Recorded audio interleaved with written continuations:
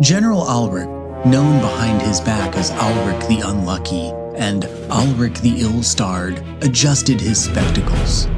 The morning sun glinted off the polished armor of his army below, each breastplate buffed to a mirror shine that could blind a wyvern at 100 paces. Before him stretched Blackfire Pass. His elite Silver Guard infantry stood in perfect formation, their banners fluttering with the kind of pride that only came from simply being the best in the kingdom, nothing less.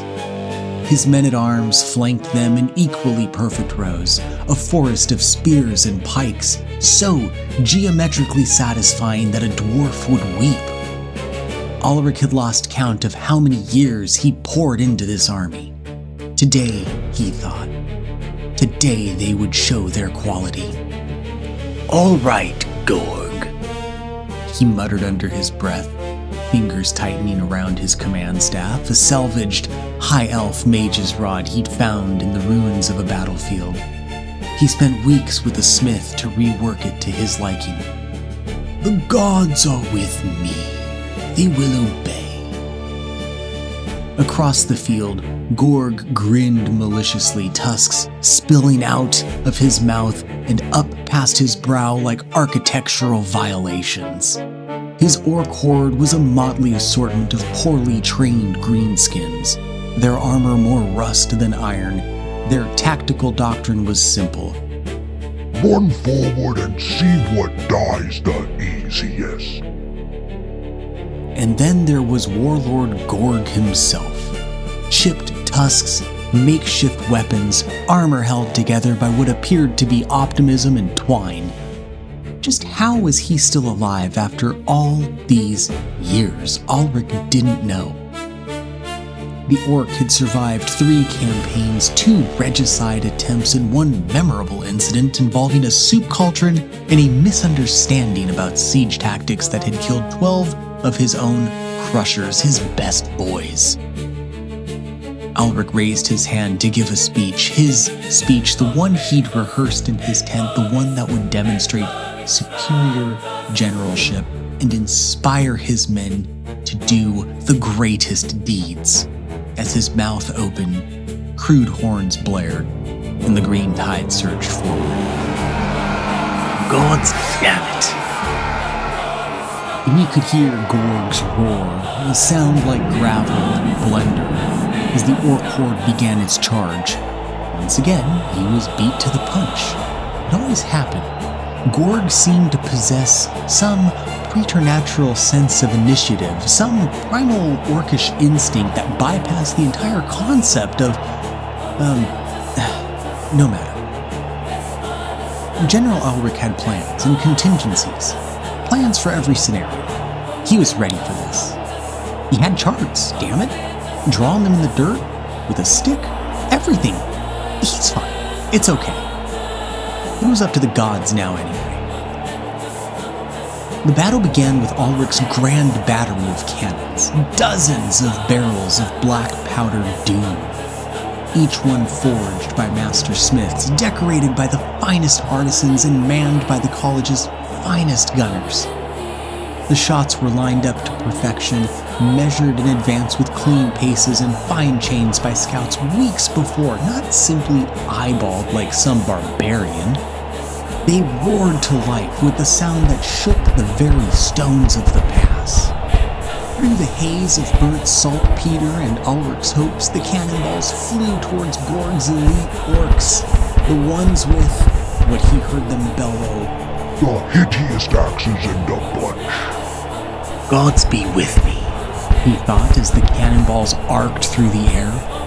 Every single shot missed. Some went over, sailing majestically into the rock wall far behind the broken ridge. Others fell short, plowing furrows in the field that would have impressed actual farmers, if any had been foolish enough to farm this close to a battlefield. The cannonballs that did bounce, because Gorg had, in a moment of unexpected tactical genius, placed his unit on a slight hill, went through entire regiments without touching a single one of his big boys. They passed between orcs like they were practicing social distancing. One orc actually yawned and just scratched himself as a cannonball bounced between his legs. 2 of his cannons failed to shoot. Just silence. No boom, no fire. Just the hollow sound of Alric's faith in an ordered universe dying. Oh, for the love of... And those cannons? Those 2 cannons that didn't fire? They exploded as their crews were inspecting them. Because of course they did. A spectacular chain reaction took place. Shrapnel flying in every direction as a massive fireball consumed Alric's best cavalry, which had been positioned nearest to those exact cannons in reserve. The horses screamed in ways that would haunt Alric's dreams. The fireball was, Gorg would later admit through an interpreter, the prettiest kind of twinkly thing. Gorg continued to close the gap, apparently unbothered by the concept of phases of battle, while half of Alric's army stood awestruck, literally frozen. Some with their mouths open, Gorg's sharp stick throwers went to work. They were held together by hope, snot, and what appeared to be a prayer to an abstract god or gods or whatever, manned by spindly goblin allies. They twanged. These sharp stick throwers, repurposed timber with sinew bindings, statistically worse in every measurable way than Alric's grand cannons, skewered units across the whole of his line. They couldn't miss. 1 bolt went through 10 ranks of spearmen. Another pinned a standard bearer to his own banner. A third achieved what siege engineers would later call impossible geometry and hit a hidden unit of very expensive berserker mercenaries Alric had brought in from distant lands. Hidden behind a hill, now very publicly not hidden and dead.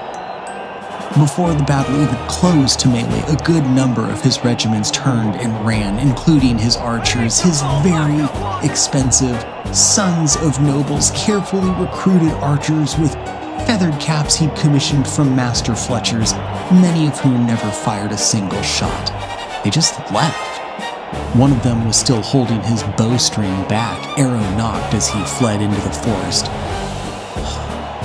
Alric saw him trip over a root, and still he kept running. One wobbly spear arced through the air in what observers would later describe as a statistical impossibility requiring 17 consecutive misfortunes. It pinned Alric's enchanted cloak to the pine tree he was standing under. He was stunned into silence. Not battlefield silence, but the kind of silence that comes when you realize the universe has noticed you specifically and decided today was the day for a lesson in humility. After several embarrassing moments of trying to remove the spear which had somehow gone through the cloak, the tree, and into a boulder behind it, he ended up just ripping the cloak off. It made a sound like one could only describe as defeat. When he turned around, his once proud army's perfect ranks now resembled the gap-toothed grin of his nemesis. Gaps everywhere. Units facing wrong directions. One regiment appeared to be having a group discussion about whether to flee now or very soon, with some voting for already gone. His face twitched, just once. A small thing, but it was there. And his lieutenant saw it. And he would remember. Halfway across the battlefield, the situation had become a farce, not a comedy. You see, farces involve something more exaggerated and chaotic. This was that, and something far darker. This was cosmic, the kind of cosmic that makes priests check their holy symbols for defects. What remained of Alric's knights charged into Gorg's lines. They failed 8 consecutive times. 8! Alric counted, because at a certain point, counting became the only thing keeping him tethered to sanity. They charged and countercharged. They tripped over roots, their lances passing through orcs like they were made of smoke. They missed every swing with their swords, every single swing. One knight fell off his horse during a wheeling move. Another tripped over another knight who had fallen off his horse as well, creating a kind of aristocratic domino effect. They wheeled back and forth, accomplishing absolutely nothing until a single orc drummer, an auxiliary Gorg had borrowed from a slave caravan and didn't even know the name of, walked away from his war drum and, using a cracked drumstick, managed to take down the captain with what battlefield chroniclers would record as, quote, a blow to the ego from which he never recovered and ultimately died from, end quote. They fled. Soon after, the drummer was promoted to Big Crusher, the best of his boys, a battlefield commission of sorts. Alric busied himself watching his dragon-riding champion, Jaram, Lord of Fire, a beast Alric had raised from an egg fed from his own table, trained with commands in 3 languages. Took one look at Gorg's shaman after a lightning bolt glanced off his rider's shield. Hairs singed, nerves rattled. Both dragon and champion made a decision mid-charge. They decided that they would be better off turning tail, never to be seen again. They flew off toward the horizon with a speed that suggested they'd been practicing this exact maneuver. But the charge, Alric whispered to no one. You, the gods? But the true horror, legend that would be whispered in taverns for years, that would appear in ballads with increasingly improbable verses, was Snaggletooth, a one-eyed, club-footed orc crusher who'd somehow managed to slip through everything Alric could throw at him. He tripped over a corpse, inadvertently dodging a sword that would have ended him, sneezed at the wrong moment, his head ducking a well-placed arrow as it passed through the space its face had occupied microseconds before. When Alric, desperate for a single win, sent his Silverguard into crushing, his elite, his best, these men cost more to equip than his entire province generates in a year, Snaggletooth threw an axe. It wasn't even a good throw. It was pathetic. It wobbled. It spun wrong, end over end in a way that made it look like it would fall harmlessly short. It hit Alric's hero leading the charge in what the battlefield surgeons later called the head, and what Alric would later call his will to continue as a military commander. And Silverguard, aghast, literally faces frozen in shock. Alric would remember that detail with perfect clarity for the rest of his life. They retreated. They didn't flee. They retreated with dignity, which somehow made it worse. A rout can be blamed on panic. A dignified retreat meant they'd considered their options and found Alric wanting. Alric's eye developed a true nervous tic. The other eye was considering joining. His lieutenants took a step back. Ow! Tom roared, shaking the table, his meticulously painted army over 200 hours, permanently stained fingers, beautifully constructed multi-based units that looked more like works of art than regiments for a rank-and-flank wargame lay in ruin. Days, no, weeks of scrolling through Reddit, of double-checking, fact-checking, and triple-checking with ChatGPT to find the best formations for the current meta, of arguing with that asshole in the mirror about whether he should upgrade his knights with vicious or elite, and how many pikes were too many pikes, and were too many pikes even the right choice? God damn it. Dave's orcs, half-painted at best. Some literally just base-coated gray, missing heads and arms. Other regiments represented by a single orc glued to the center to represent what it could be. Dave would chuckle and call it battle damage, but Tom knew his friend was also just a lazy bastard. Hell, his goblin-allied sharpstick thrower, they were cardboard squares. His cannons were visual masterpieces that literally made his art teacher openly weep. It didn't matter. Dave stood victorious. Clearly victorious, the kind of victory that didn't need a scorekeeper. Tom's army had been utterly wiped from the table by turn 3 with the kind of thoroughness that suggested personal animosity from the universe itself. Tom's little sister Sarah peered at the battlefield from the doorway. She was 12, deeply unimpressed by all forms of warfare and a gift for observation that bordered on the supernatural. "Your guys are cowards," she said. The final insult? Alric himself, Tom's general, the centerpiece of his force with the converted cape and the eyes he had painted with a brush made from 3 hairs, stumbled into terrain and face-planted into Dave's hastily constructed swamp, which was a bowl of cereal that Dave had been eating from and hadn't bothered to empty. Cereal? Fruit Loops, because of course it was Fruit Loops, hinted at something begrudgingly poetic about Tom's luck. Hey, so if I'm being honest, you played perfectly, he said, and Tom knew he meant it, which made it worse. Screw this guy. He loved this guy. Dave was his best friend for a reason. You deployed your army in some very concerning places. You were set to exploit every single one of my weaknesses. We agreed to come into this blind, but I'd swear you spent the better part of a month planning it. The dice gods giveth and they taketh away, and, well, I guess today they just hate you. From the kitchen, Tom's mom called. Dinner was ready.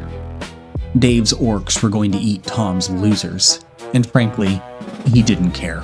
Over spaghetti, Tom theorized his dice were cursed by a witch. He'd bought them at a Ren fair.